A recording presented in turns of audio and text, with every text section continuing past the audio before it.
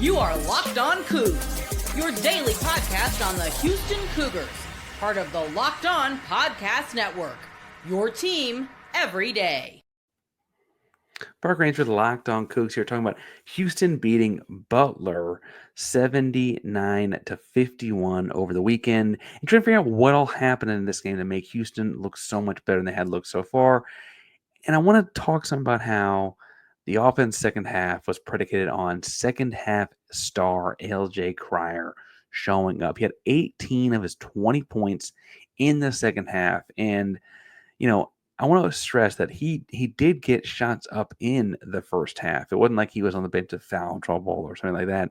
He just is having trouble finding his, you want to call it flow or feng shui, or like he was having trouble getting in the flow of the game and scoring baskets. In the first half, at just 2 points. In the second half, he had 18 and opened half. I think it felt fairly intentional. He ran a set where initially he runs off of an off-ball screen and then a handoff, get the ball at the top of the key, and then the big fella, Jojo Tugler, hard rolls the rim off the handoff, and Cryer hits a three to open the half. And that set they would run several times for Emmanuel and Milos, but when LJ did it to start the half, it felt like we're trying to intentionally get him going. They understand his role in the offense. They understand how important he is to the scoring. And frankly, LJ hitting threes opens other guys up. It's kind of a chicken and egg situation there. But if he's hitting threes, that means the guys can't sit on Tugler on the roll. And if the guys can't sit on Tugler on the roll, that means someone has to tag it. If someone has to tag it, that means Emmanuel's open over there for three. If Emmanuel's covered over there from the help side, that means J1 and so on. See how the thing spirals, right? You got to find something that you can always fall back on. The defense will overreact, have to overcorrect, or whatever. And you roll from there. Houston clearly in the second half wanted to be LJ Cryer and open the half doing so. And for what it's worth, they ran the same set a bunch of times, and he attacks him off the bounce, got in the lane off the bounce, found the rim. He did a great job of mixing up his attack.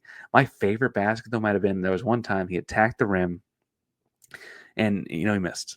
Right, missed. People miss, but Joan Roberts picks up the ball, and you suddenly see this burst of energy at a Cryer to get back.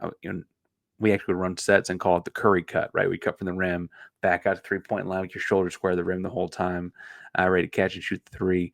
Steph Curry does all the time. Cryer didn't hit a big three about middle of the second half. And that's one of my favorite plays he made of the game, because it was like a clear, he didn't dog himself in this layup. He knew his guy had the ball, and he knew it was his turn to shoot. There was no hesitation on the three after having just missed. Bluntly, one at the rim he probably should have made, right? And Roberts got the big rebound, which is always fun, and then also the kick out.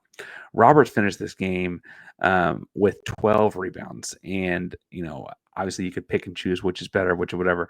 But while he was along the way there, 4 of those 12 were offensive plays like that being made off of them are really, really important. And I think it raised the question. LJ Cryer being a big focal point in the second half offense, does that mean that he is the man this year, right? Where a year ago it was Jamal, the year before that it was Marcus, Jamal Shed, Marcus Sasser, right?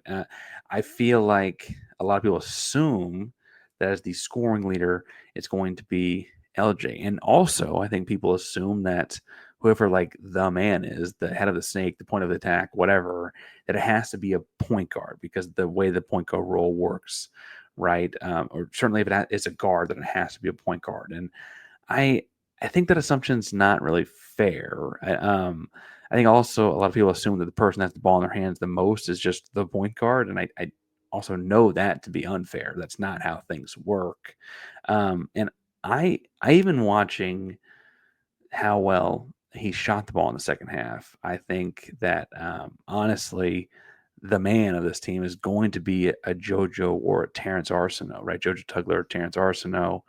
I also think we saw what it looks like when the man is a great shooter, whether it was the moments Emmanuel Sharp had late where he had a couple big ones in a row, including the super deep one, right?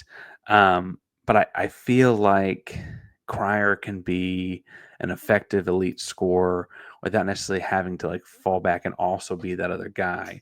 Whereas the get on my back guy might be Jojo Tugler and that motor that led to him getting the start on Saturday afternoon. It might be Terrance Arceneaux once he finally is fully recovered and getting his full minute load and so on. He's like, guys, no one in the gym can cover me. We're okay, right? He's a matchup nightmare for everyone else at 6'6", 6'7" depends on who you ask. Crazy long arms, crazy wingspan, but guard-like moves on the perimeter. He may shape into that guy as well. Ultimately, he might alter the starting lineup. Who knows how the things shake out there when he gets more and more minutes. We'll talk about minutes and the depth of the team in the third segment. But I also think that if it's not Jojo, you end up seeing it with Juwan Roberts. I want to keep an eye on kind of how this Juwan Roberts perimeter experiment went. I mentioned in the first segment, he spent a lot more time out there, kind of opening up driving lanes, opening up attacking the rim lanes, and so on. And I think he's a brilliant passer. I think he's a really underrated, effective, efficient passer, Juwan Roberts is. I worry that that's the only offensive skill he has from out that far away from the basket. And outside of that, you're going to see him do that and then attacking the rim and so on. And, figuring out what kinds of things happen there. Regardless, I think we did see Houston take steps to finding that in this game. I think a lot of people assumed that now that Cryer had the big second half, it's his. I don't know that Cryer, I know he came to Houston playing more point guard, but that, just because he had the ball in his hands a lot in the second half, there doesn't mean he was a point guard, even though I did notice that they had, and we'll talk some about the rotations when we get to the depth in a second.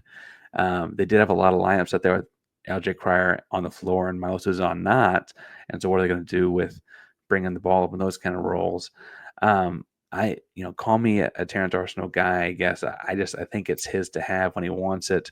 And I think until he can take it, right, until he can play enough minutes to take it, it's going to be Jojo. Jojo played just 19 minutes in this game. And so I think that's why we kind of feel like it might have floated between a bunch of guys. Houston also, with the team effort and blitzing of Butler, didn't really leave a lot of chance. There wasn't a whole lot of moments where we needed somebody to put everyone on their back and go. Houston jumped out early, extended the lead over the course of the first and half and early second half, and they got hot about midway through the second half, and it was never close again, right? Like at some point, the game script there in a weird way shapes it to where we didn't really need the guy in the way we kind of did against Auburn and Alabama and San Diego State. And frankly, like we'll probably need against different Big 12 teams as we get there later this year. I mean, Oklahoma State is the Big 12 opener on the 30th at Oklahoma State. It's not the most challenging. Playing there is never easy. But that BYU game right out the gates on January 4th, that's hard. That's a tough game, right? And they get them in Fertitta. They get them in an afternoon game. That's a tough opponent very early in Big 12 play. TCU's good. Kansas State's well coached. West Virginia, we're figuring out. UCF, we're figuring out. You go to Kansas on the 25th of January. I mean, this schedule is brutal once you get to conference play, right? And so we'll see, I think, more as they shift who that guy is when they get there. But I belabor that a lot. Let's go ahead and talk about some about the depth rotations, actually, because I think that that's an interesting aspect when you look at this game, because one guy that plays a lot of minutes typically played barely any. More on that in a second, but first, remind you about our buddies over at FanDuel, America's #1 sportsbook, because right now you get ready to tackle the NFL action at FanDuel. New customers can bet $5, get $150 back in bonus bets if that bet hits. The FanDuel Sportsbook app gives you everything you need to place live bets on the NFL all in one place. When you get a hunch in the middle of a game, you can check the latest stats, view live play-by-play, and so much more, all on the same page where you place your bets. If it's at FanDuel.com, join today. Get started with $150 back in bonus bets if your first $5 bet hits. That's FanDuel.com. Never waste a hunch and make every moment more with FanDuel, an official sportsbook partner of the NFL.